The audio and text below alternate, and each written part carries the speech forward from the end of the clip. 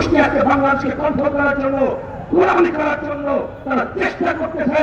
আমরা গোলামের দিন থেকে চিন্তা করে স্বাধীন হতে চাই, মুক্ত হতে চাই,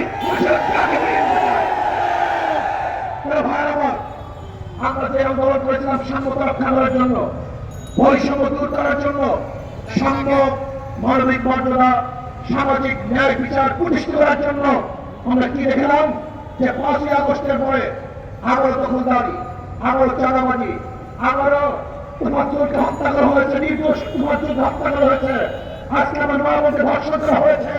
আজকে আমি কি দেখলাম, হাজারো নিরাপদ মানুষকে আবারও কেটে দেওয়া হয়েছে, হাজারো গরু লুট করা হয়েছে, ঘর লুট করা হয়েছে, মানুষের অত্যাচার করা হচ্ছে, জুলুম করা হচ্ছে, নির্যাতন করা হচ্ছে। এর জন্য মানুষ আন্দোলন করে নাই, সংগ্রাম করে নাই, রক্ত দেয় নাই। আমরা চাই না জুলুম আর দেখতে, বাংলাদেশের মধ্যে বৈষম্য দেখতে চাই না।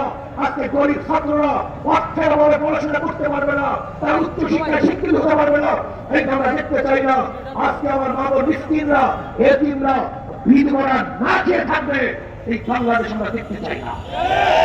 আজকে আলেমদের সাথে বৈষম্য করা হচ্ছে, সবচেয়ে বেশি বৈষম্য শিকার হচ্ছে আলেমরা।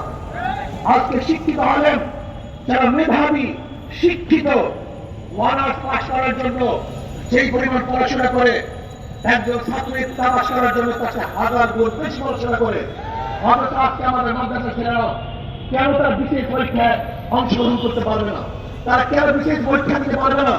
আজকে মাদ্রাসার ছেলেরা কেন চাকরিজীবী হবেন না, তারা বাংলাদেশের কোনো জায়গায় কেন যেতে পারবে না? এটা বৈষম্য। এর চেয়ে বড় বৈষম্য কিছু হতে পারে না।